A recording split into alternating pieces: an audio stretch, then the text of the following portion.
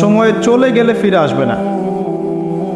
কিয়ামতের মাঠে যে 5টা প্রশ্ন হবে তার মধ্যে প্রথম 2টাই কিন্তু সময় সংক্রান্ত। প্রথমটা হচ্ছে তোমার সারা জীবন কোন কাজে ব্যয় করেছ, দ্বিতীয়টা হচ্ছে তোমার যৌবনকাল কোন পথে ব্যয় করেছ। এই দুটো সময় সংক্রান্ত প্রশ্ন। আল্লাহ পাক এই সূরার মধ্যে ওয়াল আসরি দিয়ে শুরু করেছেন, সময়ের কসম। একই সাথে আল্লাহ রাব্বুল আলামিন সময়ের কসম করে আমাদেরকে অতীতের দিকে তাকাতে বলছেন। অতীতের দিকে তাকিয়ে দেখো যে প্রত্যেক যুগে যুগে আল্লাহ পাক নবী রাসূল প্রেরণ করেছেন, আসমানি কিতাব নাজিল করেছেন। প্রত্যেক যুগে যুগে যারাই আল্লাহ এবং তার রাসূলের অবাধ্য হয়েছে আল্লাহ পাক দুনিয়াতেও ধ্বংস করেছেন, পরকালেও ধ্বংস করবেন। এই কথার কোনো ব্যত্যয় আছে? প্রমাণ নেন, নূহ আলাইহিস সালাম 950 বছর দাওয়াত দিয়েছেন, কিছু মানুষ ইসলাম কবুল করেছে, বাকিরা করেনি। যারা করে নাই আল্লাহ পাক তাদেরকে ধ্বংস করেননি। কি দিয়ে ডুবিয়ে দিয়েছিলেন? প্লাবন দিয়ে। এমনকি নূহ আলাইহিস সালামের স্ত্রী সন্তান পর্যন্ত ঈমান আনে নাই। এনেছে? আনে নাই। এখান থেকেও শিক্ষা আছে যে আমরা যারা আদর্শ পরিবার করতে চাই, এমন হতে পারে যে পরিবারের সকল সদস্য সবাই কথা শুনবে না, এমনটাও হতে পারে। এতে হতাশ হওয়ার কিছু নেই। তখন আপনাকে নিজের চিন্তা করতে হবে, আলাইকুম আনফুসাকুম, নিজের নফসের ফিকির করতে হবে। আপনি দাওয়াত দিতে দিতে ক্লান্ত হয়ে যান, যদি দাওয়াত দিতে দিতে বোঝাতে বোঝাতে ক্লান্ত হয়ে যান, তারপরেও আপনার কথা মানুষ না শোনে, আলাইকুম আনফুসাকুম, নিজের ফিকির করে। নূহ আলাইহিস সালাম যখন বললেন বাবা নৌকায় উঠে আসো, সে বলছে আমি পাহাড়ে উঠে যাব, পাহাড় আমাকে বাঁচাবে। তখন নূহ আলাইহিস সালাম বলছেন আজকে আল্লাহর আযাব থেকে কেউ বাঁচাতে পারবে না। একটা ঢেউ বাবা আর ছেলের মাঝখানে অন্তরায় হয়ে গেল। একটা ঢেউ আসলো, বাবা একদিকে ছেলে একদিকে। নূহ আলাইহিস সালাম সন্তানের জন্য আল্লাহর কাছে দোয়া করছেন, আল্লাহর কাছে ভিক্ষা চাচ্ছেন রহমত, দয়া। ইন্নাহু মিন আহলি, আল্লাহ বলছেন লাইসা মিন আহলিক, হে আল্লাহ সে আমার পরিবারের অন্তর্ভুক্ত। আল্লাহ বলছেন সে তোমার পরিবারের কেউ না। আল্লাহর কাছে দেশ, ভাষা, রক্ত, বর্ণ, জাতীয়তাবাদ কোনো কিছুর কোনো মূল্য নাই, ইল্লা তাকওয়া, শুধু তাকওয়ার মূল্য আছে। যে ঈমান এনেছে, আকীদা পরিশুদ্ধ করেছে, আমল ঠিক করেছে, তাওহীদ শিখেছে, সুন্নতে থেকেছে, আল্লাহকে ভয় করেছে, সাধ্যমতো আল্লাহর দিনের পথে কাজ করেছে, দিন প্রতিষ্ঠার চেষ্টা করেছে, ইনশাআল্লাহ জান্নাতে চলে যাবে। আর যে হোক না কেন, একজন নবীর স্ত্রী হোক না কেন, বা কোনো নবীর আত্মীয় হোক না কেন, যত বড় মানুষ হোক না কেন, যত বড় ধনী হোক, যত সম্পদশালী হোক, যত শৌর্যবীর্য ক্ষমতার অধিকারী হোক, যত কিছু থাকুক না কেন, ঈমান না থাকলে, আমল না থাকলে, তাকওয়া না থাকলে তাকে কেউ আল্লাহর আযাব থেকে বাঁচাতে পারবে না। পারবে? এটা মৌলিক কথা। আসলে মাহফিলে অনেক কথার প্রয়োজন নাই। আমার কথা বুঝতে পারছেন? অনেক বেশি কথার প্রয়োজন নাই। অল্প কিছু কথা যদি আপনার মনে আসার করে, দিলে আসার করে, যথেষ্ট। প্রথম কথা হচ্ছে এটা, ঈমান, তাওহীদ, নেক আমল, তাকওয়া, এগুলো ছাড়া কিছুই আমাদেরকে বাঁচাতে পারবে না। এবং যার যার হিসেব তাকে তাকেই দিতে হবে। নূহ আলাইহিস সালামের ছেলে জান্নাতে যেতে পারল না, নূহ আলাইহিস সালামের স্ত্রী হয়েও তিনি জান্নাতে যেতে পারলেন না। প্রত্যেক যুগে যুগে ইব্রাহিম আলাইহিস সালাম, তার বাবা কি ঈমান এনেছে? আরে নাই। তার বাবার পরিণতি হয়েছে তাদের মতোই। লূত আলাইহিস সালাম, তার স্ত্রী কি ঈমান এনেছে? আরে নাই, পরিণতি একই। মুহাম্মদ সাল্লাল্লাহু আলাইহি ওয়াসাল্লামের চাচারা সবাই কি ঈমান এনেছে? তার বংশের মানুষ সবাই কি ঈমান এনেছে? অনেকেই তো তার সাথে শত্রুতা করেছে, করে নাই? আবু লাহাব তার চাচা নন? আবু লাহাব ঈমান এনেছে? চাচা হয়েও সে পার পেল না। তো এই হচ্ছে মূল কথা। আল্লাহ পাক সময়ের কসম করে বোঝাতে যাচ্ছেন, অতীতকালের দিকে তাকিয়ে দেখো, প্রত্যেক যুগে যুগে যারাই আল্লাহর অবাধ্য হয়েছে, তার রাসূলের অবাধ্য হয়েছে, আল্লাহর নাজিলকৃত বিধানের আনুগত্য করে নাই, আল্লাহ পাক দুনিয়াতেও শাস্তি দিয়েছেন, পরকালেও শাস্তি দিয়েছেন। একই সুন্নাহ প্রত্যেক যুগে যুগে। আরেকটা বিষয় আমাদের বুঝে আসে, সেটা হলো ওয়াল আসরি দিয়ে আল্লাহ পাক শেষ জামানার মানুষদেরকে সতর্ক করছেন বেশি। কারণ শেষ জামানার মানুষেরা সবচেয়ে বড় ফিতনার মধ্যে থাকবে, সবচেয়ে বেশি বেশি ফিতনা থাকবে এই জামানার মধ্যে। ব্যক্তি জীবনে ফিতনা থাকবে, ধর্মে ফিতনা থাকবে, পরিবারে ফিতনা থাকবে, সমাজে থাকবে, বিশ্বে থাকবে, সমস্ত ক্ষেত্রে ফিতনা থাকবে। ফিতনা দিয়ে ভর্তি। কিন্তু মানুষ মনে করবে তারা খুব ভালো কাজ করছে, মানুষ মনে করবে তারা খুব ভালো ভালো আমল করছে, কিন্তু এগুলো ফিতনার মধ্যে ডুবে আছে। আপনি দেখবেন এখন তাওহীদের মধ্যে শিরক ঢুকে গেছে, সুন্নতের মধ্যে বেদাত ঢুকে গেছে। দেখবেন হালাল রিজিকের মধ্যে হারাম ঢুকে গেছে। খুব কম মানুষই এখন হালাল রিজিক খায়, খুব কম মানুষই। সবার ঘরে ঘরে এখন সুদ, সবার ঘরে ঘরে দেখবেন ঘুষের টাকা ঢুকছে, দুর্নীতির টাকা ঢুকছে, আত্মসাতের টাকা ঢুকছে। খুব কম মানুষ হালাল খায়। অনেক সময় দেখবেন আমরাও দাড়ি টুপে রেখেও অনেক সময় বোনদের সম্পত্তির অধিকার দেই না, এমন হয় না? আমরাও অনেক সময় ধর্মীয় লেবাসেও দেখা গেছে আমরা টাকা পয়সা আত্মসাৎ করছি না? এরকম হিস্ট্রি আছে। খুব কম মানুষ আছে এই পৃথিবীতে যারা হালাল রিজিক খাচ্ছে। আমরা খাস করে দোয়া করি আল্লাহ যেন আমাদের সবাইকে হালাল রিজিক খাওয়ার তৌফিক দান। প্রতিটা ক্ষেত্রে ফিতনা। আপনি সংস্কৃতিতে যান, সেখানে দেখবেন সংস্কৃতির নামে আমরা মেয়েদের সাথে কি করেছি, নারী পুরুষের ফ্রি মিক্সিং করে দিয়েছি। নারী পুরুষ বেলাল্লাপনে একসাথে চলাফেরা করছে, যেখানে আল্লাহ পাক কিছু চাইতে বলেছেন পর্দার আড়াল থেকে, তাই না? সূরা আহজাব পড়েন, সূরা নূর পড়েন। কিছু চাইলে একটা বেগানা নারী যদি কিছু চায়, তাকে পর্দার আড়াল থেকে চাইতে হয়। আল্লাহ যেখানে বলছেন ওয়ালা তাকরাবু জিনা, জিনার কাছেও যেও না, সেখানে আমরা জিনাকে বানাচ্ছি কাছে আসার গল্প। কথা বুঝতে পারছেন? ফ্রি মিক্সিং একদম শুরু থেকে, স্কুল লাইফ থেকে শুরু হবে। একদম ওই যে ক্লাস 5-6 থেকে শুরু করে এসএসসি, এইচএসসি, অনার্স মাস্টার্স, প্রতিটা ক্ষেত্রে, স্কুল, তারপর কলেজ, তারপর বিশ্ববিদ্যালয়, সবখানে ফ্রি মিক্সিং। নারী পুরুষ একসাথে ক্লাস করবে, একসাথে পড়বে, একসাথে ঘুরবে, তারা বন্ধু। আল্লাহ পাক যে সম্পর্কটাকে হারাম করেছেন, এটাকে হালাল করে আমরা শিক্ষা অর্জন করছি, জ্ঞান অর্জন করছি। প্রতিটা ক্ষেত্রে ফিতনা। এরপরেও আছে পোশাকের ফিতনা। মেয়েরা ছেলেদের পোশাক পরছে, আবার কোনো কোনো ক্ষেত্রে দেখবেন ছেলেরাও মেয়েদের পোশাক পরছে। প্রতিটা ক্ষেত্রে আপনি দেখবেন। এবং মেয়েরা ছেলেদের জায়গা নিয়ে নিচ্ছে সমাজে। প্রতিটা ক্ষেত্রে আপনি গিয়ে দেখেন, হোক সেটা আপনার দোকান বা শপিং মলস বা এয়ারপোর্ট বা আপনার ফিল্ম ইন্ডাস্ট্রি বা মডেলিং বা সংস্কৃতির কোনো ক্ষেত্র বা ব্যাংকিং সেক্টর বা corporate sector, even political sector, সব জায়গায় গিয়ে দেখবেন আপনি মেয়েরা ছেলেদের জায়গা নিয়ে নিচ্ছে। Free mixing. এটা ফ্রি মিক্সিংয়ের কারণে। এর ফলে আরও কিছু বিষয় হয়েছে। এর ফলে দেখবেন আপনি জেনা বাড়বে, পরকীয়া বাড়বে, ব্যভিচার বাড়বে, টিজিং বাড়বে, এবং কোনো কোনো ক্ষেত্রে দেখবেন পরিবারের কাঠামো ভেঙে যাবে, ধর্ষণ বাড়বে। এর উপরেও আছে আপনার এই যে নগ্ন ফিল্মস। এই ফিল্মসগুলো দেখার মধ্য দিয়ে এবং গোপনে গোপনে এই পাপের সংস্কৃতিতে লিপ্ত থাকার মধ্য দিয়ে মানুষ ভিতর থেকে পশু হয়ে যাচ্ছে। প্রতিটা ক্ষেত্রে, অর্থনীতি বলেন, সংস্কৃতি বলেন, আপনার পরিবারের দিকে তাকিয়ে দেখেন, ফিতনায় ভর্তি, পরিপূর্ণ। পরিবারের কর্তারা এখন ইব্রাহিমের মতো নয়।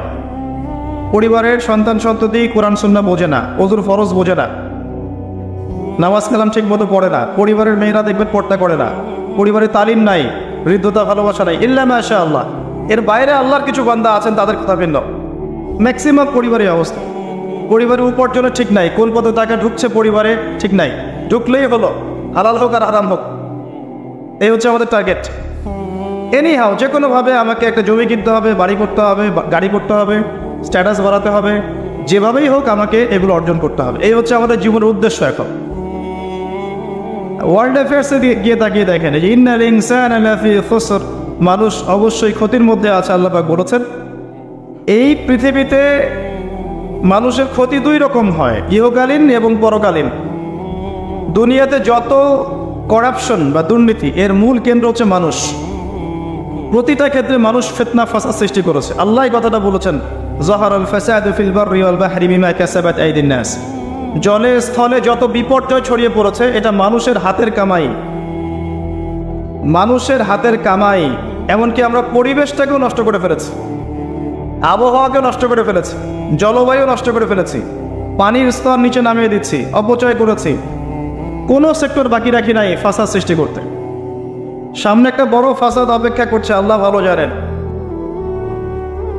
একটা বড় মালহামা হবে পৃথিবীতে, মহাযুদ্ধ।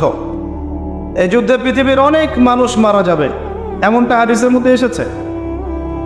কে জানে, আল্লাহ ভালো জানেন এটা কবে হবে, কত সালে, কিভাবে হবে। এই যে এখন দেখছেন রাশিয়া ইউক্রেন ন্যাটোর সাথে একটা কনফ্লিক্ট চলছে, আল্লাহ ভালো জানেন এমন হতেও পারে এটাই সেই পারমাণবিক যুদ্ধের সূচনা, আল্লাহু আলাম। কারণ তারা শুরু করেছিল প্যালেস্টাইনকে কেন্দ্র করে, সেখানে পারে নাই। সিরিয়াকে কেন্দ্র করে চেষ্টা করেছে একটা মহাযুদ্ধ লাগানোর, পারে নাই। সিরিয়াকে কেন্দ্র করে প্রায় হয়েই গিয়েছিল, এখানে অনেকগুলো দেশ ইনভলভ হয়ে গিয়েছিল, কিন্তু নিউক্লিয়ার যুদ্ধ পর্যন্ত যায়নি। কিছু মানুষ চাচ্ছে, একটা সভ্যতা চাচ্ছে যে পৃথিবীতে একটা মহাযুদ্ধ ঘটুক, এর ফলে পৃথিবীর ম্যাক্সিমাম মানুষ যেন মারা যায়, পরাশক্তিগুলো দমন হয়ে যায়, সে নতুন করে রাইজ করবে, সেই অপেক্ষায় বসে আছে। এবং তার নাম কি সেটা আপনারা আমার চেয়ে ভালো জানেন। প্রথম বিশ্বযুদ্ধের পরে একটা কান্ট্রি বিশ্বের রুলিং স্টেট হয়েছে, দ্বিতীয় বিশ্বযুদ্ধের পর আরেকটা কান্ট্রি বিশ্বের রুলিং স্টেট হয়েছে। এখন অন্য কোনো রাষ্ট্রকে যদি পৃথিবীর শাসন রাষ্ট্র হিসেবে আত্মপ্রকাশ করতে হয়, তাহলে বিশ্বে আরেকটা বড় যুদ্ধের দরকার আছে। জ্ঞানী মানুষ ইশারা বুঝবেন, তারা এই চেষ্টাই করছে। এভাবে বিশ্বের পরাশক্তিগুলোকে তারা লড়িয়ে দেওয়ার চেষ্টা করছে, এবং পিছন থেকে তারা দাবার গুটি চালছে, তারা সামনে আসবে না। এগুলো তারা বুঝবে যাদের দু চোখ আছে, খিদর আলাইহিস সালামের মতো। তারা বুঝবে না, লাহুম কুলুবুন লা ইয়াফকাহুনা বিহা ওয়া লাহুম আযানুন লা ইয়াসমাউনা বিহা ওয়া লাহুম আ'য়ুনুন লা ইউবসিরুনা বিহা উলাইকা কাল আনআম বাল হুম আদাল। এই শ্রেণীর মানুষ এগুলো বুঝবে না। তো পৃথিবীর প্রতিটা ক্ষেত্রে ফাসাদ মানুষ সৃষ্টি করেছে, আর মানুষের জন্য এই পৃথিবীর ক্ষতি অপেক্ষা করছে, পরকালীন ক্ষতি অপেক্ষা করছে। মানুষ বুঝতে পারছে না যে এর ফলে কি হতে পারে। মেডিসিন বন্ধ হয়ে যেতে পারে, পরিবেশের মধ্যে অক্সিজেনের লেভেল কমে যাবে, ফ্রেশ বাতাস পাবে না মানুষ, ফ্রেশ খাবার পাবে না, ইকোনমি পড়ে যাবে, তেলের দাম বেড়ে যাবে, প্রেশিয়াস জিনিস পাবেন না, নিত্য প্রয়োজনীয় জিনিসের দাম বেড়ে যাবে। একটা ব্যাটল অনেক কিছু নষ্ট করে ফেলে, একটা যুদ্ধ বিশ্বের প্ল্যাটফর্ম চেঞ্জ করে ফেলতে পারে। আর যদি সেটা কোনো নিউক্লিয়ার যুদ্ধ হয় তাহলে তো কথাই নাই, যেখানে বোম একটা পড়বে শেষ, ম্যাসাকার। আর এখনকার নিউক্লিয়ার ওয়েপেন্সগুলো ওই জাপানের হিরোশিমা নাগাসাকির মতো নয়, এখনকারগুলো আরও অনেক শক্তিশালী। একটা বোমা একটা রাষ্ট্রকে উড়িয়ে দেওয়ার জন্য যথেষ্ট, মানুষ কঙ্কাল ছাই হয়ে যাবে, কিচ্ছু করতে পারবে না। আর যেসব রাষ্ট্রের এই ক্ষেপণাস্ত্র প্রতিরক্ষা ব্যবস্থা নাই, তাদের অবস্থা তো আরও অবস্থা খারাপ। কথা বুঝতে পারছেন না? ক্ষেপণাস্ত্র প্রতিরক্ষা ব্যবস্থা থাকে, কেউ যদি মিসাইল ছোড়ে সেটাকে আকাশেই ধ্বংস করা যায়। সেই প্রতিরক্ষা ব্যবস্থা যাদের নাই, তাদের কি অবস্থা হবে চিন্তা করতে পারে। এই মালহামায় মুসলিমরাও জড়িয়ে যাবে, কারণ বিশ্ব এখন একটা, যেটা আমরা বলি যে গ্রামের মতো, ভিলেজ, একটা ওয়ার্ল্ড ভিলেজ, বিশ্ব একটা গ্রামের মতো হয়ে গেছে এখন। একদিকে ঢিল পড়লে আরেকদিকে প্রভাব পড়বে, তাই পুরো বিশ্ব একটা পরিবারের মতো হয়ে গেছে। একদিকে সমস্যা সৃষ্টি হলে সমস্ত বিষয়ের দিকে ইফেক্ট হবে, প্রত্যেকটা রাষ্ট্র ইফেক্টেড হবে।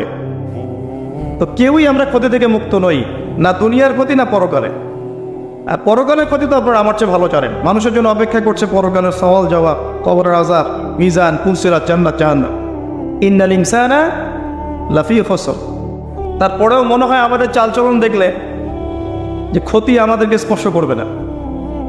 আমাদের ব্যাপারটা একটা এমন যে আরে অন্যদিকে কি হয় হোক, আমি তো ভালো আছি।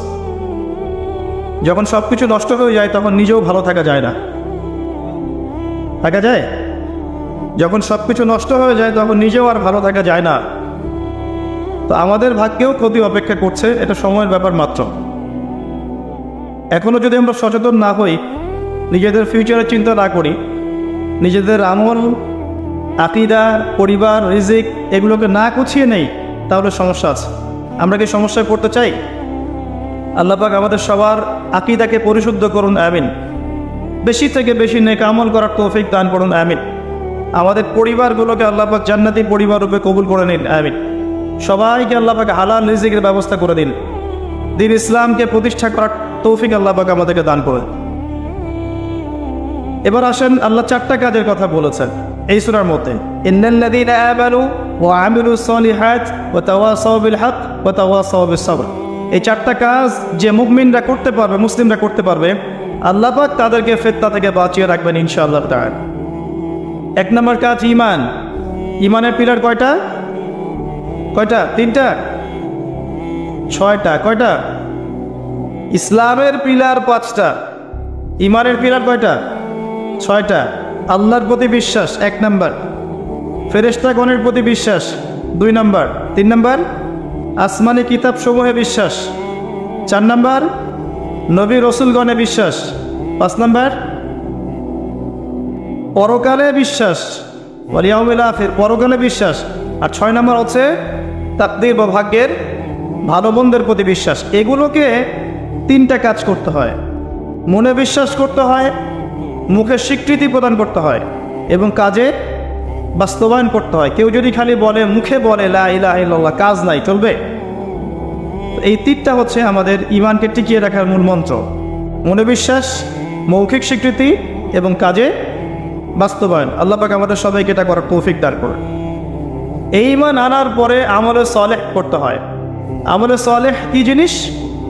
সহজ কথায় বলছি, কোরআন এবং সুন্নায়, কোরআন এবং হাদিসে আল্লাহ এবং তার রাসূল সাল্লাল্লাহু আলাইহি ওয়াসাল্লাম যতগুলো কাজ করতে বলেছেন সেগুলো করা হচ্ছে আমলে সালেহ। এবং কোরআন এবং সুন্নায় আল্লাহ এবং তার রাসূল যত বিষয় থেকে নিষেধ করেছেন সেগুলো থেকে দূরে থাকাও হচ্ছে আমলে সালেহ। কথা কি বোঝা যায়? যেমন আল্লাহ পাক সালাত আদায় করতে বলেছেন 5 ওয়াক্ত, আদায় করি তো আমরা, এটা আমলে সালেহ। আল্লাহ পাক যাকাত দিতে বলেছেন, নেসাব পরিমাণ সম্পত্তি হলে যাকাত দেই তো আমরা, এটা আমলে সালেহ। দেখছেন ভয়েস কমে গেছে। যাকাত সবাই দেন? সবাই যাকাত দেয় না। সবাই যদি যাকাত দিত, বাংলাদেশের যাদের যাকাত ফরজ হয়েছে এরা যদি সবাই ঠিকঠাক যাকাত দিত, অথবা যাকাত আদায় করা যেত সবার কাছ থেকে, বাংলাদেশের একটা মানুষ না খেয়ে মারা যেত না। চ্যালেঞ্জ করলাম, একটা মানুষ হলো ইনশাআল্লাহ তাআলা, ইনশাআল্লাহ তাআলা। এবং ওই চায়না রাশিয়া যে বড় বড় প্রকল্পগুলো করে, ওর চেয়ে বড় প্রকল্প আমরা করতে পারতাম ইনশাআল্লাহ। আমাদের সম্পদের অভাব হতো না। আমরাই তো যাকাত দেই না, আমরাই তো ট্যাক্স দেই না, কর দেই না, আমরাই তো ফাঁকিবাজি করি, দুর্নীতি করি, আমরাই আমাদের সম্পদ লুটে পুটে খাই। তখন গিয়ে বাইরের বিশ্বের কাছে আমাদেরকে লোন নিয়ে আসতে হয়, ওয়ার্ল্ড ব্যাংকের কাছে, IMF এর কাছে। আবার সেই লোন শোধ করতে হয় চড়া সুদে। ওই সুদ আপনার পকেট থেকে যায়, আমার পকেট থেকেই যায়। দাঁড়িয়ে টুপি রেখে ভাবছেন যে সুদ খান না? সবাই সুদ খাই। কে বলেছে সুদ খান না? ওয়ার্ল্ড অ্যাফেয়ার্স বোঝেন না। তাই আমরা যদি সবাই যাকাত দিতে পারতাম, এই চায়না, রাশিয়া, আমেরিকার দাঁড়ানোর ক্ষমতা ছিল না আমাদের সামনে।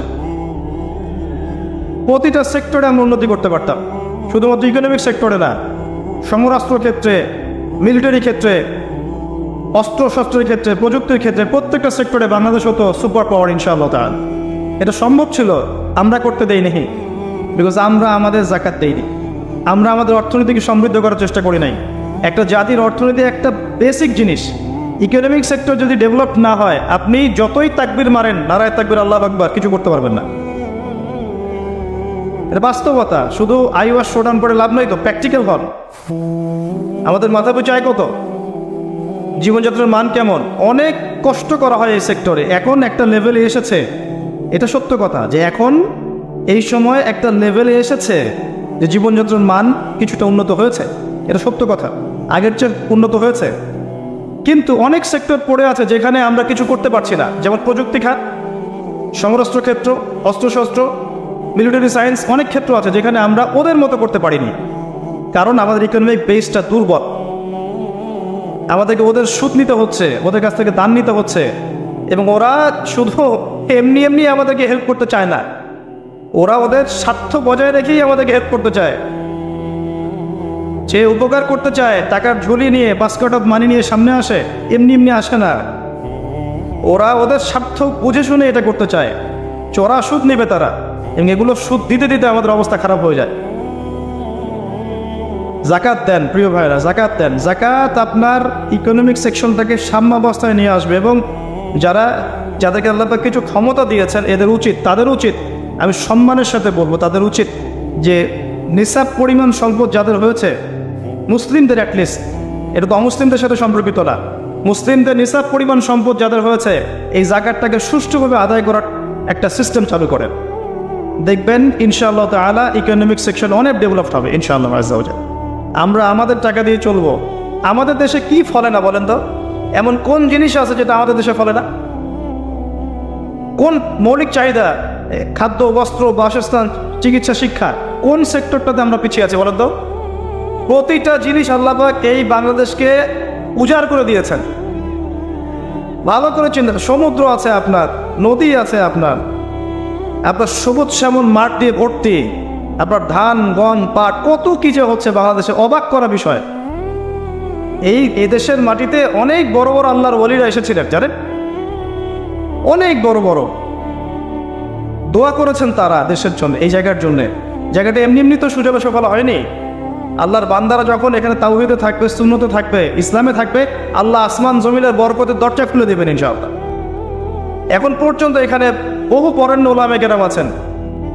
আল্লাহকে সেজদা করা মানুষের অভাব নাই, মানুষ ৫ ওয়াক্ত নামাজ পড়ে, মানুষের মধ্যে ইসলামের প্রেম আছে, মহব্বত আছে। রমজান মাসে তারা আরও বেশি মুসল্লি হয়ে যায়। অনেক দুর্বলতা আছে, কিন্তু আমাদের দেশের মানুষ ইসলামকে ভালোবাসে না, কোরআনকে ভালোবাসে। আল্লাহ পাক রহমতের প্রতিটা দরজা খুলে দিয়েছেন দেশের জন্য। মাটি উর্বর, আপনার সাগর আছে, গ্যাস পাওয়া যাচ্ছে, কয়দিন পর তেল পাওয়া যাবে, আর অনেক কিছুই পাওয়া যাবে। যদি আমরা আমাদের ক্ষেত্রে সৎ হতাম, আমরা আমাদের সম্পদ কাজে লাগাতে পারতাম, জাকাত দিতাম ঠিকঠাক মতো, কেউ দুর্নীতি করতাম না, কোনো দেশের কাছে লোন নেওয়ার কোনো প্রয়োজন ছিল না আমাদের, আমরা আমাদের মতো করে চলতে পারতাম, সর্বোচ্চ বিষয়গুলোকে বোঝানোর চেষ্টা করতে পারি বা মানুষকে দাওয়াত প্রদান করতে পারি, এতটুকু। আল্লাহ পাক আমাদেরকে বোঝার তৌফিক দান করুন। প্রতিটা ক্ষেত্রে আমরা উন্নতি করতে পারবো যদি আপনি সালাতে আসেন, জাকাতে আসেন, ইসলামে আসেন, কোরআন সুন্নায় আসেন। কি বলছিলাম? ইমানের 6 পিলারে 3টা কাজ: মনে বিশ্বাস, মৌখিক স্বীকৃতি, কাজে বাস্তবায়ন, তারপরে আমলে সালেহ। প্রতিটা কাজ যা আল্লাহ এবং তার রাসূল করতে বলেছেন করলেই আমলে সালেহ। যেমন নামাজ, আমলে সালেহ; যাকাত, আমলে সালেহ। আপনি সামর্থ্য হলে হজ করবেন, আমলে সালেহ; ওমরা করবেন, আমলে সালেহ। রমজান মাস আসছে সামনে, রমজানে 30টা রোজা রাখবেন, তারাবির সালাত করবেন, কোরআন খতম দেবেন, সব কি আমলে সালেহ। আমরা দোয়া করি আল্লাহ পাক যেন আমাদের সবাইকে রমজানে পৌঁছে দেন এবং বেশি থেকে বেশি রমজানে আমল করিয়ে গুনাহ মাফ করানোর তৌফিক আল্লাহ পাক আমাদেরকে দান করে দেবেন। প্রতিটা কাজ, পিতামাতার খেদমত করা, আপনার পরিবারের সন্তানকে সুসন্তান রূপে মানুষ করা, এমনকি স্ত্রীর মুখে খাবার তুলে দেয়া, অন্য মুসলিম ভাইয়ের সাথে হাসি মুখে সাক্ষাৎ করা, এমনকি মোসাফা করা, প্রতিটা কাজই কি আমলে সালেহ। ছোট থেকে ছোট কাজ আমলে সালেহ। মুসলিম ভাইকে দেখেছেন, হাসি মুখে সালাম দিয়েছেন, আমলে সালেহ। আপনি স্ত্রীকে মহব্বত করে খাইয়ে দিয়েছেন, আমলে সালেহ। গার্লফ্রেন্ডকে খাওয়ালে আমলে সালেহ হবে না, স্ত্রীকে খাওয়াতে হবে।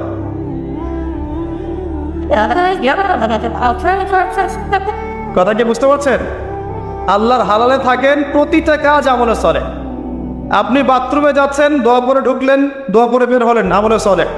ঘুমাচ্ছেন, দোয়া পরে ঘুমাচ্ছেন, ঘুম থেকে উঠে দোয়া পড়লেন, আমলে সালেহ। প্রতিটা কাজ, একটা কাজও বাদ নাই। পোশাক পরছেন, পোশাক পরে দোয়া পড়েন, আমলে সালেহ। ঘর থেকে বের হচ্ছেন, ঘর থেকে বের হওয়ার দোয়া পড়েন, আমলে সালেহ। কি চাচ্ছেন? জিকির আজগার করছেন, সুবহানাল্লাহ, আলহামদুলিল্লাহ, আল্লাহু আকবার, আমলে সালেহ। দিনের জ্ঞান অর্জন করছেন, আমলে সালেহ। সবকিছুই আমলে সালেহ। যদি আপনার প্রতিটা কাজ নবী সাল্লাল্লাহু আলাইহি ওয়াসাল্লামের সুন্নত মতো হয়, প্রতিটা কাজই আমলে সালেহ। একজন ছেলে মনে করেন দাড়ি রেখেছে, কথা বোঝেন, দাড়ি রাখতো না, আগে ক্লিন শেভ করতো, এখন আল্লাহ পাক হেদায়েত দিয়েছেন, দাড়ি ছেড়ে দিয়েছে। যতদিন তার দাড়ি ছেড়ে দেওয়া আছে না, প্রত্যেক মুহূর্তে সে নেকি পাবে ইনশাআল্লাহ। কথা বুঝতে পারছেন? টাকনুর নিচে কাপড় পরতো, প্যান্টটা কেটে উপরে তুলেছেন। এই যে যতক্ষণ সে কাপড়টা পরে আছে উপরে, আল্লাহকে ভয় করে, কার ভয়ে? আল্লাহর ভয়ে, এই প্রতিটা মুহূর্তের জন্য নেকি হবে ইনশাআল্লাহ। আপনি দিনের জ্ঞান অর্জন করতে গেছেন, আলেম ওলামার কাছে গেছেন, মাদ্রাসায় গেছেন, বক্তব্যে গেছেন, এই যে যতক্ষণ সময় আপনি এখানে আছেন প্রতিটা মুহূর্তের জন্য আপনি নেকি পাবেন। বিয়ে করেছেন আপনি চরিত্র হেফাজত করার জন্যে, এই যে আপনি পরিবার চালানোর জন্যে। ইতিমধ্যে একটা আমি অ্যানাউন্সমেন্ট দিয়ে নিই, সেটা হচ্ছে প্যান্ডেলের মধ্য থেকে ইতিমধ্যে অনেকগুলো মোবাইল হারিয়ে গেছে। তো সবাই দয়া করে সতর্ক থাকেন, নিজ নিজ মোবাইল নিজের কাছে রাখেন। এবারটাও মনে আমল সলের নিয়াতি আসছে।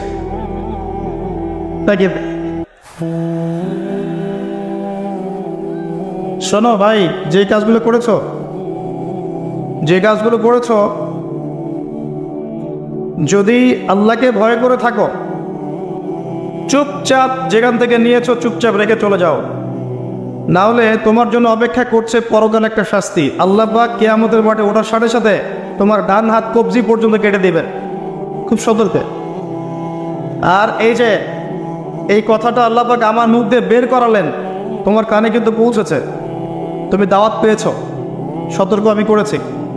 চুরির শাস্তি কবজি পর্যন্ত হাত কেটে ফেলা। আমাদের চুরির শাস্তি গণধোলাই দেওয়া হয় না, এটা ঠিক না, এটা গায়ে আইন হাতে তুলে নেবেন না। শাস্তি হাত কেটে ফেলা এটা ইসলামিক লস, এখানে বাস্তবায়িত নাই, কিন্তু এটা লস। আল্লাহ পাক এটা করবেন কিন্তু পরকালে, সতর্ক সাবধান থাকবেন। আর সিসকে চোরকে আর কত পিটাবেন? আপনার আমার মাথার উপরে তো অনেক বড় বড় চোর বসে থাকে, তখন কি করবেন? কোটটাই স্যুট পরে মানুষকে লুটছে, যত বেশি বাহ্যিক চাকচিক্য তত বড় প্রতারণা করা হয়, লুটপাট করা হয়। এগুলো তো আপনি কিছু করতে পারবেন না।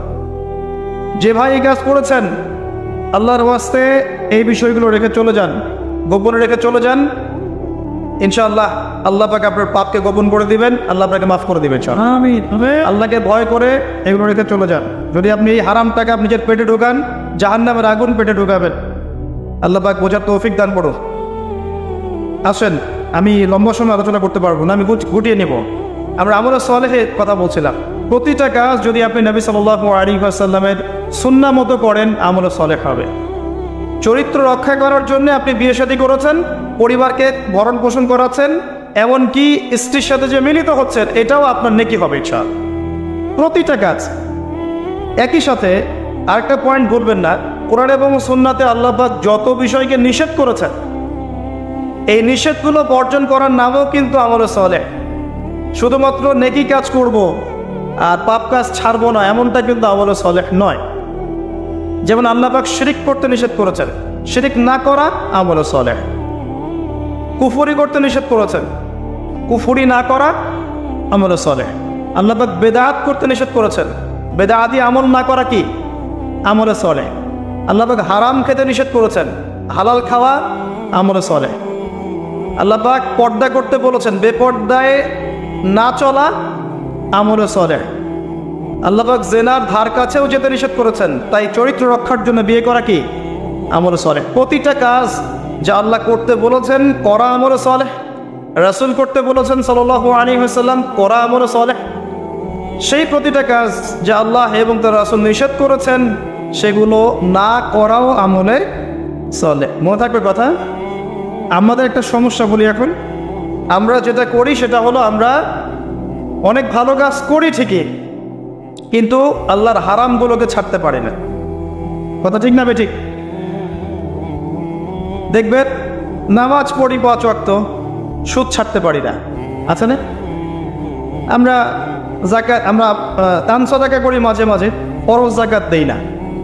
দেখবেন যে তাহাজ্জুদ পড়ছে বাবা, মেয়ে বেপর্দায় করে বেড়াচ্ছে, আছে না? বছর বছর হজ উমরা করছি, এদিকে আল্লাহর হালালকে হারামও করছি, আল্লাহর হারামকে হালাল করছি। এই কাজগুলো আমরা করি না। আমরা অনেক সময় ভালো অনেক কাজ করি, দান সাদাকা করি, নফল দান সাদাকা করি, জুমার নামাজে যাই, ঈদের নামাজে যাই, হ্যাঁ, প্রতিবেশীর খোঁজ নেই, মানুষকে রক্ত দেই, চিকিৎসার জন্য কাজ করি, শিক্ষা ক্ষেত্রে কাজ করি, অনেক কিছুই করি আমরা ভালো কাজ, কিন্তু আল্লাহর নিষেধগুলো কিন্তু ছাড়ি না। আল্লাহর নিষেধটা ছাড়া সবচেয়ে বড় কথা, কারণ নেক আমল করা সহজ, আল্লাহর নিষেধ ছাড়াটা খুবই কঠিন, এটা মনে রাখবেন। নেক আমল করা সহজ, আল্লাহর জন্য কিছু ছাড়া অনেক কঠিন, অনেক কঠিন। আল্লাহ পাক আমাদেরকে ছাড়ার তৌফিক দান করুন। এরপর আল্লাহ পাক বলেছেন ওয়াতাওয়াসাউ বিল হাক্কি ওয়াতাওয়াসাউ বিস সাবর, যারা হকের উপদেশ দেয় পরস্পরকে, একে অপরকে হকের উপদেশ দেয়। হকটা কি জিনিস? হকটা কি? এর সংজ্ঞা কে দিবে? আমি দিব না, আপনি দিবেন না, আল্লাহ দিবে? কার সংজ্ঞা দিবেন? হকটা কি কে বলবে, কে বুঝাবে? আল্লাহ বুঝাবেন। আল্লাহ বলছেন হকের সংজ্ঞা, সূরা কাহফ। আজকে জুমার রাত না? সূরা কাহফ অবশ্যই পড়বেন। সূরা কাহফের ফজিলত, আপনাকে আল্লাহ পাক মাসিহুদ দাজ্জালের ফিতনা থেকে বাঁচাবে ইনশাআল্লাহ। এই সূরার 29 নম্বর আয়াতে গিয়ে দেখবেন আল্লাহ পাক হকের সংজ্ঞা দিয়েছেন। আল্লাহ পাক বলেছেন ওয়াকুলিল হাক্কু মির রাব্বিকুম, হক সেটাই, ভালো করে শোনেন, হক সেটাই, সত্য মিথ্যার মানদণ্ড সেটাই, ন্যায় অন্যায়ের মানদণ্ড সেটাই, জ্ঞানের মানদণ্ড সেটাই, ঠিক আছে, যেটা তোমার রবের পক্ষ থেকে নাজিল হয়। বাস, কি নাজিল হয়েছে? এখন আপনি বলেন কি নাজিল হয়েছে? যখন তাওরাত নাজিল হয়েছিল ওটাই হক ছিল, ইনজিল নাজিল হয়েছে ওটাই হক ছিল, জাবুর নাজিল হয়েছে ওটাই হক ছিল। এখন কি আছে? কোরআন এবং এর ব্যাখ্যা হাদিস। কিয়ামত পর্যন্ত কি অন্য কোনো উৎস আসবে?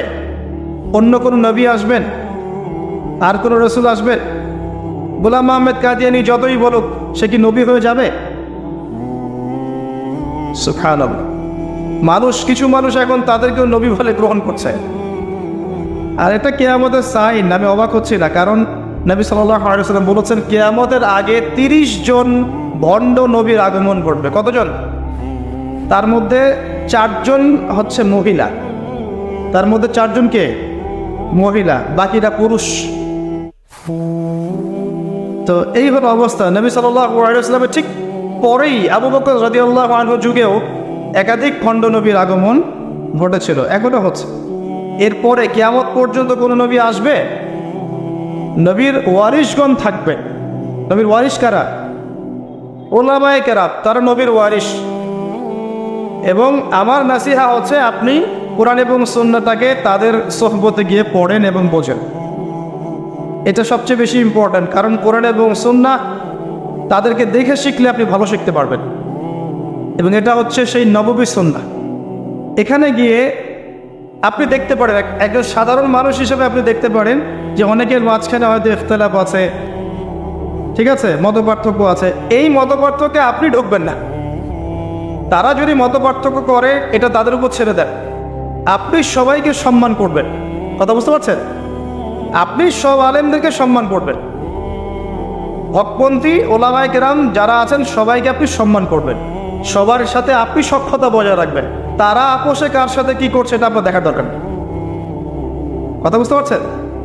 উদারভাবে যদি চিন্তা করেন তখন আপনি বুঝবেন যে আমরা সবাই এক এবং আমরা সবাই মুসলিম উম্মার অংশ। কেউ কারো শত্রু নয়, আমরা সবাই একে অপরের ভাই। যদি কেউ আপনাকে ভাই মনে না করে, আপনি তাকে ভাই মনে করেন, ইনশাআল্লাহ ঐক্য হয়ে যাবে। আল্লাহ পাক তৌফিক দান করুন বোঝার। আরেকটা মূলনীতি আছে যা আমি চেষ্টা করি মেনে চলার, যে প্রত্যেকের মাঝে আপনি কিছু ভালো জিনিস পাবেন। যে আপনাকে দু একটা বাজে কথা বলছে বা ভুল বুঝছে বা আপনার সমালোচনা করছে, তার মধ্যেও দেখবেন আপনি দু একটা ভালো জিনিস আছে না? ওইটা আপনি নিয়ে নেন, ওই ভালোটুকু আপনি নেন। সে আপনাকে বকা দিয়েছে, গালি দিয়েছে বা তহমত দিয়েছে বলে তার ভালোটা নিবেন না, এমনটা করেন না। তার ভালোটুকু আপনি নিয়ে নেন উদার মনে। আর প্রত্যেকের মধ্যে আপনি দেখবেন কিছু বিতর্কিত বিষয় আছে, খারাপ, যেটা খারাপ, এই খারাপগুলো আপনি নিবেন না, আপনি এড়িয়ে যাবেন। তখন দেখবেন আপনি সবার মাঝে একটা হৃদ্যতার বন্ধন তৈরি করতে পারবেন, অন্যথায় সম্ভব না। আর আমরা যতই ক্ষমতার দাপট দেখাই না কেন, আমরা যদি ইউনাইটেড না থাকি আমাদের কোনো মূল্য নাই বিশ্বের দরবারে। শোনেন ভাই, আল কোরআনুল কারীমকে অবমাননা করা, একজন অমুসলিম, একজন নাস্তিক বা একজন মুরতাদ কোরআনকে অবমাননা করেছে, এর চেয়ে বড় অবমাননা আমার দৃষ্টিতে এটাই যে কোরআনের একটা সরাসরি বিধানকে আমরা লঙ্ঘন করছি। আপনাকে দেখাচ্ছি। আল্লাহ পাক বলেছেন ওয়া'তাসিমু বিহাবলিল্লাহি জামিআ, এটা প্রথম হুকুম। তোমরা আল্লাহর রজ্জুটা শক্ত করে ধরো, ওয়া'তাসিমু শক্ত করে ধরো, জামিআন ঐক্যবদ্ধভাবে, এভাবে হাতের আঙ্গুলগুলোর মধ্যে কোনো ফাঁক নাই, সেভাবে। সূরা সাফ পড়ে দেখবেন, কান্নাহুম বুনিয়ানুম মারসুস, এভাবে আল্লাহ পাক ধরতে বলেছেন, এভাবে। এটা প্রথম হুকুম। তারপরেই আবার বলেছেন ওয়ালা তাফাররাকু, এরকম হয়ে যেও না। দুটো কথা, ধরো আর বিভক্ত হয়েও না। আমরা ধরিও নাই, বিভক্ত হয়েছে। এখন আপনি বলেন যে কোরআনুল কারীমকে একজন নাস্তিক, একজন মুরতাদকে অবমাননা করেছে, ও তো জানেই না যে কোরআন কি জিনিস। এটা বড় বিষয় না আমি জেনে বুঝে এই যে আয়াতগুলো মানছি না, এটা বড় বিষয়? কার দিকে চোখ তুলবেন আপনি? কার দিকে আঙ্গুল তুলবেন? নিজের দিকে আঙ্গুল তোলেন আগে নিজেদের আখের গোছান। আমি আল্লামা তাকি উসমানী হাফিজাহুল্লাহ একটা বই থেকে একটা আয়াত স্মরণ করাই। একটা আয়াতকে নিয়ে তিনি একটা বই লিখে ফেলেছেন যে ইয়া আইয়ুহাল্লাযীনা আমানু আলাইকুম আনফুসাকুম লা ইয়াদুররুকুম মান দাল্লা ইন ইহতাদাইতুম ইলাল্লাহি মারজিউকুম জামিআন ফায়ুনাব্বিউকুম বিমা কুনতুম তা'মালুন। হে মুমিনগণ, তোমরা আগে নিজেরা নিজেদের নফসকে ঠিক করো, নিজের ঘর নিজে ঠিক করো, নিজের ঘর নিজে ঠিক করো, নিজের নফস নিজে ঠিক করো। আগে নিজের দিকে আঙ্গুল তোলেন। আমাদের দুর্বলতা কোথায়? আমাদের তাওহীদের সমস্যা আছে, সুন্নতে অনেক সময় সমস্যা আছে, রিজিকের সমস্যা আছে, ঐক্য নাই, মিল মহব্বত নাই, ইউনাইটেড প্ল্যাটফর্ম নাই। অন্যের দিকে আঙ্গুল তুলতে যাবেন কি জন্যে? আগে নিজে ঠিক করেন। আলাইকুম আনফুসাকুম, এখানে আমরা কোরআনের সরাসরি বিরোধিতা করেছি, লঙ্ঘন করেছি। এটা কোরআনের আরো বড় অবমাননা আমার দৃষ্টিতে।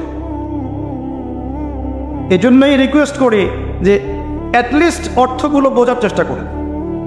আপনি তিলাওয়াত তো করবেনই, প্রত্যেক হরফে 10 টাকা পাবেনই, এটাতে তো কেউ বাধা দিবে না। প্রত্যেক হরফে 10 টাকা করে নাকি পাবেন। এই যে আয়াতটা আমি পড়ে শোনালাম, এটার যদি অর্থটা আপনি না জানতেন তাহলে কি এই মেসেজটা পেতেন? এই মেসেজটা কি পাওয়ার দরকার নাই? এটাই আল্লাহ পাক বলছেন ওয়াদারু মা বাকিয়া মিনার রিবা, সুদের অবশিষ্ট অংশ ছেড়ে দাও। ওয়াইল্লান তাফআলু, যদি তোমরা এটা না করো ফাআযানু বিহারবিন মিনাল্লাহি ওয়া রাসূলিহি, আল্লাহ এবং তার রাসূলের সাথে যুদ্ধের ঘোষণা শুনে রাখ। আল্লাহ এটা বলছেন, আমি খাচ্ছি। কে অবমাননা করলো বেশি, আমি না নাস্তিক? কে করলো? আর এই যে আয়াতটা আমি পড়ে শোনালাম, এটার যদি আপনাকে আমি অর্থটা না বলতাম, আপনি কি বুঝতে পারতেন? অর্থ জানার দরকার নাই, এটাই বোঝাচ্ছে প্রতিটা ক্ষেত্রে। ওয়ালা তাকরাবু জিনা, জিনার কাছেও যেও না। আমরা করছি আতিউল্লাহ ওয়া আতিউর রাসূল, আল্লাহর আনুগত্য করো, রাসূলের আনুগত্য করো, করছি না। তো আমরা কোরআনের যে আয়াতগুলোকে মানছি না বা আমল করছি না, এটা কি কোরআনের অবমাননা হচ্ছে না? এবং আল্লাহর এই মেসেজগুলো যে আমরা বোঝার চেষ্টা করছি না, এটা কি কোরআনের অবমাননা হচ্ছে না? কোরআনের ভিতরে তো ঢুকতে হবে, এর হকটা আদায় করতে হবে। আল্লাহ পাক আমাদেরকে বোঝার তৌফিক এনায়েত করুন, আমিন। এবং এই কাজগুলো কাদের? যারা এগুলোর জ্ঞানে দক্ষ, তাদের কাছে গিয়ে আপনি এগুলো জানবেন। এতে তাদের সম্মান আরও বাড়বে, কমবে? কখনো না। হকটা আল্লাহর পক্ষ থেকে আসে এবং এই হকের দাওয়াত একে অপরকে দিতে বলা হয়েছে। যত মানুষ আপনার আহ্বানে হকপন্থী হবে, হকের পথে আসবে, এই সমস্ত মানুষের নেকি আপনি পাবেন ইনশাআল্লাহ তাআলা। এবং যদি কেউ আপনার দ্বারা বাতিলপন্থী হয়ে যায়, পথভ্রষ্ট হয়ে যায়, তাহলে ওই মানুষদের গোনাও কিন্তু আপনার কাঁধে চলে আসবে। তাই সতর্ক হওয়া উচিত আমাদের সবার। আল্লাহ পাক আমাদের সবাইকে সতর্ক হওয়ার তৌফিক এনায়েত করুন, আমিন। সর্বশেষ আল্লাহ পাক বলেছেন ওয়াতাওয়াসাউ বিস-সাবর, ধৈর্যের কথা। সবর মানে এটা নয় যে আমি পরিস্থিতি পরিবর্তনের অপেক্ষায় বসে আছি, এখন খারাপ সময় চলছে, এক সময় ভালো সময় আসবে, আমি ভালো হয়ে যাব, এটার নাম সবর নয়। সবর মানে খারাপ অবস্থার পরিবর্তনের চেষ্টা করা, এর জন্য স্ট্রাইভ করা। সবরের এক্সাম্পল আপনি নেন, নূহ আলাইহিস সালাম থেকে 950 বছর দাওয়াতি কাজ করেছে। সবরের এক্সাম্পল নেন ইব্রাহিম আলাইহিস সালামের কাছ থেকে, পরিবার ছেড়ে দিয়েছেন, সমাজ ছেড়ে দিয়েছেন, আগুনের পরীক্ষাও দিয়েছেন। সবর নেন ঈসা ইবনে মারইয়ামের কাছ থেকে, আল্লাহ পাক শেষে পৃথিবীতে জায়গায় হয়নি, আল্লাহ পাক তাকে আসমানে তুলে নিয়েছেন। সবর দেখেন মুহাম্মদ সাল্লাল্লাহু আলাইহি ওয়াসাল্লামের 23 বছর নবী হওয়ার পরে কত যে নির্মম অত্যাচার তাকে সহ্য করতে হয়েছে আমাদের কল্পনার বাইরে। তাকে সারা জীবনে 16টা গালি খেতে হয়েছে, তাকে 15 বার মানুষ হত্যা করার চেষ্টা করেছে, আত্মীয় স্বজন তাকে তিরস্কার করেছে, গলার মধ্যে গামছা পেঁচিয়েছে, এই যে আপনার উটের ভড়ি নাড়ি ভড়ি পিছে চাপিয়ে দিয়েছে, দেয় নাই? তাকে দেশ থেকে চলে যেতে হয়নি, তায়েববাসী তাকে আঘাত করেনি, উহুদের প্রান্তরে তার দাঁত শহীদ হয়ে যায়নি। এত কিছু করতে হয়েছে কি জন্যে? হকের জন্যে। এই সবরের প্রশ্ন আসবে যখন আমরা হকের উপর থাকবো, তখন সবরের প্রশ্ন আসবে। গোল আলু মার্কা মুসলিম হলে তার সবরের প্রশ্ন আসছে না। কথা বুঝতে পারছেন না? যদি যে বিষয়গুলো নিয়ে কথা বললে বা যেগুলো করলে কোনো সমস্যা নাই, কেউ কিচ্ছু বলবে না, খাওয়ার পর মিষ্টি খাওয়া সুন্নত, তাই না? তাসবিহ তাহলিল করা সুন্নত, তারপরে খাওয়ার আগে বিসমিল্লাহ, খাওয়ার শেষে আলহামদুলিল্লাহ, বাথরুমে যাওয়ার আগে একটা দোয়া, বের হওয়ার সময় পরে একটা দোয়া। এই যে বিষয়গুলো আছে, যেগুলো ইসলামের চরম শত্রুর মুখের উপর বললেও তার কোনো সমস্যা নাই, তখন কোনো বাধার প্রশ্ন আসবে না। যখন আপনি কমপ্লিট ইসলামটাকে সমাজের সামনে উপস্থাপন করার চেষ্টা করবেন এবং এটার জন্য আপনি স্ট্রাইভ করবেন, তখন আপনার হকের পথে বাধা আসবে, তখন সবরের প্রশ্ন আসবে। এবং এই সবরের এক্সাম্পল আমরা নবীদের জীবন থেকে নিতে পারি, রাসূলুল্লাহ সাল্লাল্লাহু আলাইহি ওয়াসাল্লাম সাহাবায়ে কেরামের জীবনী থেকেও নিতে পারি। আল্লাহ পাক আমাদের সবাইকে তার দ্বীনের পথে হকপন্থী হওয়ার তৌফিক দান করুন এবং সবর করার তৌফিক দান করুন, আমিন। এই সূরাটা যথেষ্ট একজন মানুষের শেষ করার জন্যে, তার নফসের যত খারাপ খয়েশাত আছে এগুলোকে দমন করে আল্লাহর সান্নিধ্য লাভ করার জন্য এই একটা সূরাই যথেষ্ট। আমি অনেক লম্বা আলোচনা আজকে করলাম না, শুধুমাত্র মৌলিক কিছু কথা বলছি যে আল্লাহ পাক আমাদেরকে পরকালে উদ্ধারের জন্য এবং দুনিয়াতে সফল হওয়ার জন্য এই সূরার মধ্যে 4টা কাজের কথা বলেছে। আমার সাথে একবার বলেন, প্রথম কাজটা কি? ঈমান। ঈমানের পিলার কয়টা? 6টা। মনে থাকবে? এই 6টাকে কি করতে হবে? মনে বিশ্বাস, মুখে স্বীকৃতি, কাজে বাস্তবায়ন। এরপরে আসবে আমলে সালেহ। আমলে সালেহ কাকে বলে? আল্লাহ এবং তার রাসূলের সমস্ত আদেশ মানা কি? আমলে সালেহ। তার সমস্ত নিষেধ বর্জন করা কি? ঈমান। আমলে সালেহের সাথে লাগবে হকের দাওয়াত। হক কোনটা?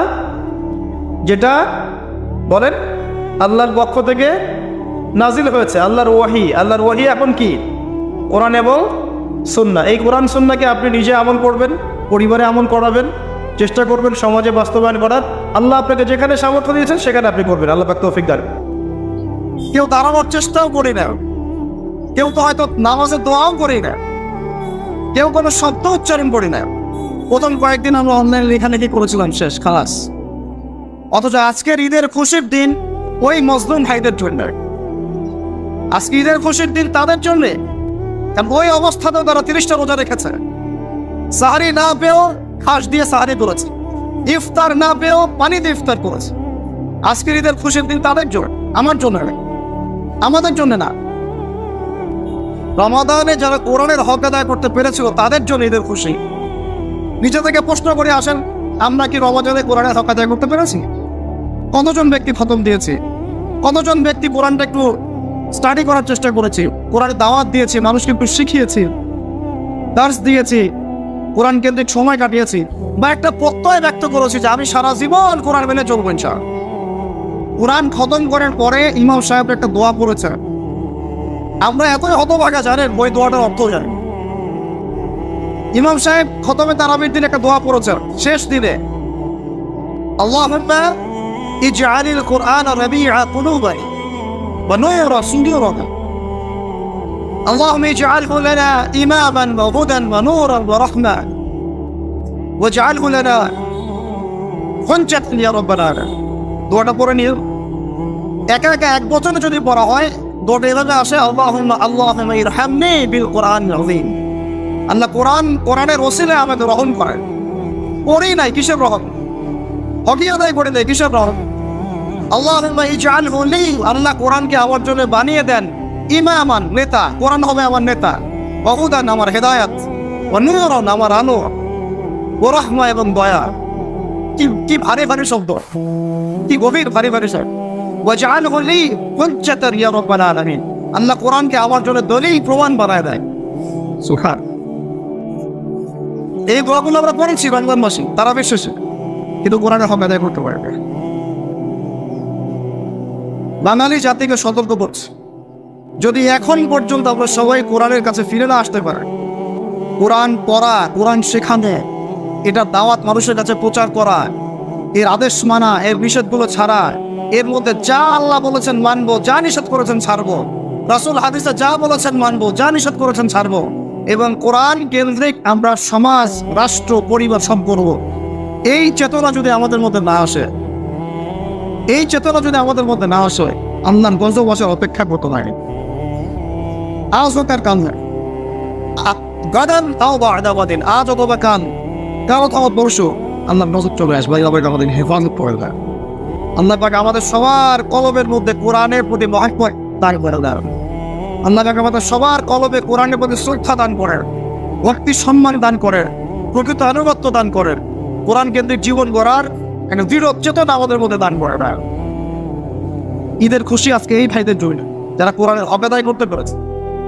ঈদের খুশি তাদের জন্য যারা এই সম রাখা অবস্থায় বেশি বেশি দান সদকা করেছে, যাকাত দিয়েছে। যাকাত কয়জন যাকাত দিয়েছে এই বছর? মুসলমান নামাজ পড়ে, যাকাত দেয় না। কেউ তো রোজা রাখে, নামাজও পড়ে না। আল্লাহ পাক আমাদেরকে হেফাজত করে দেন। রোজা রাখে, নামাজ পড়ে না। নবীজি বলছেন, মান তারাকা সালাতান মুতাআম্মিদান ফাকাদ কাফারা।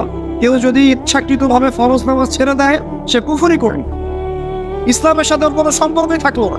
ফাকাদ বারিআত মিন যিম্মাতিল্লাহ, সে আল্লাহর জিম্মাদারি থেকে মুক্ত হয়ে গেল। নামাজ পড়ে না মুসলমান, ছেলে পেলেরা নামাজ পড়ে না। বাসায় নামাজ বাধ্যতামূলক না, বাসায় মোবাইল ফোন বাধ্যতামূলক, বাসায় ডিশ অ্যান্টিনা বাধ্যতামূলক। আজকে নতুন যেমন সবাইকে কিনতে হবে বাধ্যতামূলক, কিন্তু নামাজ বাধ্যতামূলক না।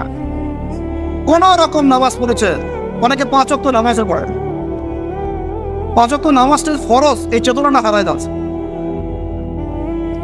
কেউ নামাজ পড়তেছে, যাকাত দেয় না। যাকাত আর নামাজকে আলাদা করে ফেলবে, অথচ দুইটাই ফরজ। মান ফাররাকা বাইনা সলাতি ওয়া যাকাত, আবু বকর রাদিয়াল্লাহু আনহু বলছিলেন, মান ফাররাকা বাইনা সলাতি ওয়া যাকাত, যে ব্যক্তি সালাত এবং যাকাতের মধ্যে পার্থক্য করবে, আমি তার বিরুদ্ধে যুদ্ধ করব।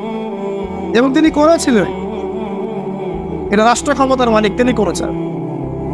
কেউ নামাজ এবং যাকাতের মধ্যে পার্থক্য করলে সে কাফের হয়ে যাবে, যদি নামাজ স্বীকার করে যাকাত স্বীকার করে না। 10 বছর আগে যাকাত ফরজ হয়েছে, এখনো বহু মানুষ যাকাত দেয় না। অথচ যাকাত যদি সবাই ঠিকঠাক মতো দিত, বাংলাদেশকে কেউ তৃতীয় বিশ্বের কান্ট্রি বলতো না। পুরো বাংলাদেশের অর্থ ব্যবস্থা এত শক্তিশালী হতো যে আমাদেরকে লোন নিতে হতো না মানুষের কাছে। একটা গরিব মানুষ খুঁজে পাওয়া যেত না যে না খেয়ে মারা যায়। আমি আল্লাহর কসম করে বলতেছি এই কথাটা, এমনি এমনি কথা বলেছি। যাকাত ভিত্তিক অর্থ ব্যবস্থা আমাদের মধ্যে চালু নাই। আমরা এটাকে বুড়া আম্বন দেখাইছি একদম। আমরা কোরআন এবং হাদিসে বর্ণিত আল্লাহ পাকের যে বিধান, এগুলোকে বৃদ্ধাঙ্গুল দেখাচ্ছে। পর্দা মেয়েদের মধ্যে নাই হয়ে যাচ্ছে দিন দিন। পর্দা কিছু কিছু মেয়ে আলহামদুলিল্লাহ দিনের পথে আসছে ঠিকই, কিন্তু ওইটাও একটা আংশিক। দিনের গভীর বস্তু অনেক গভীর বিষয়, তারপরও আসছে আলহামদুলিল্লাহ আসে, কিন্তু উপরের লেভেল থেকে পর্দার উপর কোনো ফরজিয়াত নাই, বরং পর্দাকে উঠানোর চেষ্টা করা হচ্ছে। পর্দাকে উঠানোর চেষ্টা করা হচ্ছে। সমাজের মধ্যে আল্লাহর গজব ডেকে নিয়ে আসতে যাচ্ছে, পর্দাকে বৃদ্ধাঙ্গুল দেখাচ্ছে। রোজা রেখে মানুষ সুদ খেয়েছে, রোজা রেখে মানুষ ঘুষ নিয়েছে, রোজা রেখে মানুষ দুর্নীতি করেছে, রোজা রেখে হারাম টাকা আত্মসাৎ করেছে, রোজা রেখে আমরা মানুষকে গালিগালাজ করেছি, রোজা রেখে আমরা ওনার হক নষ্ট করেছি, রোজা রেখে মাপে কম দিয়েছে, রোজা রেখে বাজারে কৃত্রিম সিন্ডিকেট তৈরি করেছে, রোজা রেখে পণ্যের ভেজাল দিয়েছে। বলেন ঈদের খুশি এই মানুষদের জন্য? নিজেরাই বলেন, আপনারাই বলেন, এই ঈদের খুশি কি তাদের জন্য? আজকের দিনে এই যে বিশাল ক্ষমা আল্লাহ পাক করবেন, এই মানুষগুলো কি খারাপ রাখতে হবে? আমরা নিজেরা নিজেদের চেহারাগুলো আয়রায় দেখি, এবং কথাগুলো বলার একটা উদ্দেশ্য, কাউকে আঘাত করার উদ্দেশ্য, কথাগুলো বলার একটাই উদ্দেশ্য, যেন অন্ততপক্ষে আজকের দিনে আমরা উপলব্ধি করতে পারি রমাজান কাদের জন্য ছিল, রমাজানের হকটা কি ছিল। আগামী রমাজানের জন্য আমার দ্বারা এমন কোনো ভুল না হয়। আল্লাহ পাক আমাদের সবাইকে তৌফিক দান করেন। এই রমজানে যা ভুল হয়েছে, আগামী রমজান যেন আল্লাহ আমাদেরকে নসিব করে না আমি, এবং ওই রমজানে যেন আমরা এই ভুলগুলো থেকে শিক্ষা নিয়ে একটা পরিচ্ছন্ন রমজান পান করতে পারি। রমজান ঈদের দিনের খুশি ভাই তাদের জন্য, ওই মা বোনদের জন্য ঈদের খুশি যারা ঘরে থেকেছে, নামাজ পড়েছে, স্বামীর আনুগত্য করেছে, লজ্জাস্থানের হেফাজত করেছে, বেপর্দা এখানে ওখানে ঘুরে বেড়ায় নাই, এই মা বোনদের জন্য আজকে ঈদের খুশি। যারা ছেলেদের সাথে ডেটিং করেছে, ওখানে চটপটি খেয়েছে, ওইখানে ছেলের সাথে বাইকে ঘুরেছে, বন্ধুর সাথে গল্প করেছে, হ্যাঁ ফ্রি মিক্সিং এর মধ্যে ছিল, এই মেয়েদের জন্য ঈদের খুশি। তোমরা নতুন জামা পরো আর নতুন জামাই পর, ঈদের খুশির সাথে তোমাদের হিংসা হবে। রান্না বান্না, রোস্ট, পোলাও, কোরমা, এগুলোর নাম ঈদের খুশি নয়। নবী করিম সাল্লাল্লাহু আলাইহি ওয়াসাল্লাম ঈদের দিনে কোরআন তেলাওয়াত করতেন, তাকবীর পড়তে পড়তে ঈদগাহে আসতেন, বাসায় পরিবারকে সময় দিতেন, নফল নামাজ পড়তেন, এতিমের কোনো কিছু প্রয়োজন কিনা দেখতেন, বিধবার কিছু লাগে কিনা দেখতেন, সমাজের মধ্যে সবাই খেতে পারছি কিনা দেখতেন। আমরা এখন আত্মকেন্দ্রিক ঈদের খুশি পালন করি। আমি খুশি কিনা, আমাদের চেতনা কেমন এমন, আমি খুশি কিনা, আমি সব পাইলাম কিনা, অথচ অন্য মানুষের খুশিতে যে আল্লাহ খুশি পান, অন্য মানুষকে খুশি করতে পারলে যে আল্লাহ আমার উপর খুশি হবে, এই চিন্তা আমাদের মতো নয়। আমি খুশি কিনা, আমি বেশি উপার্জন করতে পারছি কিনা, এতে বললাম কিনা, আমার বাড়িতে বড় নষ্ট আসলো কিনা, বড় মুরগিটা আসলো কিনা, বড় গরু আসলো কিনা। সমাজে হাজার হাজার এদিন ছেলে পড়ে আছে, বিধবা পড়ে আছে, মিসকিন পড়ে আছে, খোঁজ নেওয়ার কোনো মানুষ পাওয়া আছে না। ঈদের খুশি এই মানুষদের জন্য যারা হক এড়িয়ে চলে না, হক আদায় কর। রমজান মানেই ছিল ভাই কোরআন, রমজান মানেই ছিল সংযম, রমাদান মানে ছিল আত্মশুদ্ধি। আত্মশুদ্ধি কি ছিল? আমি একটু আগে একটা আয়াত তেলাওয়াত করেছিলাম, কদ আফলাহা মান তাযাক্কা ওয়া যাকারা ইসমা রাব্বিহি ফাসাল্লা। আল্লাহ সূরা আনার মধ্যে বলেছেন আজকের এই ঈদের খুশি তাদের জন্য যারা আত্মশুদ্ধি অর্জন করতে পারছে এবং আল্লাহর নাম নিতে নিতে ঈদগাহে এসেছে, সালাত আদায় করেছে। রমাদান মাসে আত্মশুদ্ধি অর্জন করতে পেরেছে কিনা নিজেরা আমরা আত্মসমালোচনা করি। রমাদান মাসটা পার করার পরে আমরা কি আল্লাহকে একটু কাছে পাচ্ছি না আগের অবস্থাতেই আছে? তাহলেই বুঝতে পারবো যে আত্মশুদ্ধি অর্জন হয়েছে কিনা। রমাদান মাস ওই বান্দাদের জন্যে, আজকে ঈদের খুশি ওই বান্দাদের জন্যেই রমাদান মাসে বেশি বেশি দোয়া করতে পেরেছে আল্লাহর কাছে, দোয়া করিয়ে গুনাহগুলো মাফ করাতে পেরেছে, চেয়েছে আল্লাহর কাছে, চোখের পানি ফেলেছে, কয়েকজন চোখের পানি ফেলেছে, কত দিন চোখ দিয়ে পানি পড়েছে। 30টা দিন তারাবির তেলাওয়াত শুনেছে, কয়দিন চোখ দিয়ে পানি পড়েছে। 30টা দিন আমরা রাতের বেলা উঠেছি তাহাজ্জুদে, কয়জনের চোখ দিয়ে পানি পড়েছে। আল্লাহর কাছে কান্নাকাটি করে, অনুনয় বিনয় করে, নিজের জন্য, নিজের পরিবারের জন্য, উম্মতের জন্য দোয়া করে, দোয়া কবুল করাই নিতে পেরেছে। এই মানুষদের জন্য ঈদের খুশি। বলেন আমরা আপনারা কি তার মধ্যে আছি? আমাদের ঈদের খুশি ইমানদারদের জন্য। ঈদের খুশি আমি বারবার বলছি, ঈদের খুশি ওই মানুষদের জন্য যারা কোরআনের হক আদায় করতে পেরেছে, রোজার হক আদায় করতে পেরেছে, যাকাত দিয়েছে, বেশি বেশি দান সদকা করেছে, আল্লাহর কাছে কান্নাকাটি করে গুনাহ মাফ করাতে পেরেছে। যে মানুষগুলো তাহাজ্জুদ গুজার ছিল, বেশি বেশি আল্লাহর জিকির করেছে, কোরআন পড়েছে, মানুষকে পড়িয়েছে, এর অনুযায়ী জীবনভরের প্রত্যয় ব্যক্ত করেছে, অন্যের বিপদে পাশে দাঁড়িয়েছে, অসহায় মিসকিনদের পাশে দাঁড়িয়েছে, যাকাত ফিতর আদায় করেছে, সাদাকাতুল ফিতর দিয়েছে। এই মানুষগুলো যখন আজকে তাকবীর পড়তে পড়তে এখানে এসেছে, আল্লাহ রাব্বুল আলামিন তার ফেরেশতাদেরকে বলছেন, হে আমার ফেরেশতারা, আমার ওই বান্দারা কি চায়, তাদেরকে আমি কি পুরস্কার দেব? ফেরেশতারা বলেন যে আল্লাহ, তাদের উত্তম যে প্রতিদান সেটা দেওয়াই তো তাদের আপনার পক্ষ থেকে যে উত্তম প্রতিদান, সেটা প্রাপ্য প্রতিদান দেওয়াই তো হচ্ছে ইনসান। আল্লাহ রাব্বুল আলামিন তখন বলেন, তোমরা সাক্ষী থাকো, আমি আবার এই বান্দাদেরকে মাফ করে দেব। আমরা জানি আমরা এই বান্দাদের মধ্যে হয়তো বা অন্তর্ভুক্ত হতে পারি না, হয়তো বা। এখন আল্লাহর কাছে আমরা দোয়া করি, আল্লাহ রাব্বুল আলামিন যেন আমাদের সবাইকে রমজান মাসের এই ভুল ত্রুটিগুলো থেকে মাফ করে দেয়। রোজার মধ্যে যে ভুলগুলো হয়েছে আল্লাহ যেন মাফ করে দেয়। এর জন্য বেশি বেশি নফল রোজা রাখতে হবে, বেশি বেশি দান সদকা করতে হবে এবং ইস্তেগফার করে আল্লাহর কাছে ক্ষমা চাইতে হবে। আল্লাহ রোজার মধ্যে আমার দ্বারা এই ভুল হয়েছে, আল্লাহ তুমি মাফ করে দেন, ইনশাআল্লাহ আল্লাহ মাফ করে দেবেন ইনশাআল্লাহ। 2 রমজান মাসে আমরা যারা কোরআনকে সময় দিতে পারি না, হক আদায় করতে পারি নাই, এখন থেকে নিয়াত করতে হবে আজকে থেকে কোরআন বন্ধ না, বরং আজকে থেকে কোরআন আবার খোলা শুরু হবে ইনশাআল্লাহ।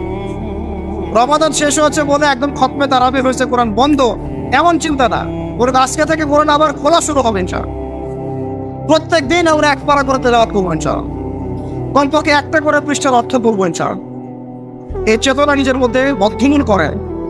সব পড়াশোনা পরে আগে কোরআন, সমস্ত পড়াশোনা পরে আগে কোরআন। সারা দুনিয়ার মানুষ যদি এর বিরুদ্ধে কথা বলে, দুনিয়ার মানুষই গাদ্দার, আল্লাহর সাথে গাদ্দারি করেছে। সব পড়াশোনা পরে আগে কোরআন। কোরআনের হক আদায় করে দৃঢ় প্রত্যয় আমাদেরকে আজকে শপথ গ্রহণ করতে হবে, আল্লাহ তৌফিক দান করার নিয়াত করতে হবে। কোরআন আমরা প্রত্যেক দিন তেলাওয়াত করবো, রাজি আছি ইনশাআল্লাহ। প্রত্যেক দিন অর্থ করবো ইনশাআল্লাহ। কোরআনের যত আদেশ একবারে বিনা বাক্য ব্যয়ে মেনে নিব ইনশাআল্লাহ। কোনো প্রশ্নেরই দরকার নাই, এটা কেন আর ওইটা কেন। আল্লাহ বলেছেন মেনেছে, নবী বলেছেন, বাস খালাস, কোনো প্রশ্ন করার দরকার নেই কেন এটা কেন। 4, কোরআন এবং সুন্নাহর মধ্যে যে নিষেধ, নবী নিষেধ করেছেন, আল্লাহ নিষেধ করেছেন, আমি করবো না, খালাস, শেষ করে। শর্টকাট কোনো টেকনিক নাই জান্নাতে যাওয়ার, এটা হচ্ছে মূলনীতি জান্নাতে যাওয়া। আল্লাহ যা বলেছেন মানি, নবী যা বলেছেন মানি, সামি'না আতা'না, শুনলাম মানি, শেষ, খালাস। আল্লাহ যা নিষেধ করেছেন করবো না, নবী যা নিষেধ করেছেন করবো না, খালাস, সামি'না আতা'না, শুনলাম মানো। এই হলো মূলনীতি জান্নাতে যাওয়া। ওই ছোট একটা আমল বলে দেন কি করলে জান্নাতে যাবে, বিষয়গুলো হবে একটা মূলনীতি ফলো করে চলতে হয়। এখন এর মধ্যে যা কিছু করে পড়ুক, আমার পরিবার যদি ওর বিরুদ্ধে যায়, যাক, ওর সাথে আমার সম্পর্ক দেয়। আমার সমাজ এর বিরুদ্ধে যায়, যাক, ওর সাথে আমার কোনো সম্পর্ক দেয়। আমার রাষ্ট্র কেন, পুরো বিশ্ব যদি এর বিরুদ্ধে যায়, যাক, ওদের সাথে আমার কোনো সম্পর্ক দেয়। আমার সম্পর্ক কোরআনের সাথে, সুন্নতের সাথে, আল্লাহর সাথে, রাসূলের সাথে, শেষ, খালাস। কেউ আমার সাথে থাকলে থাকবে, না থাকলে হয়।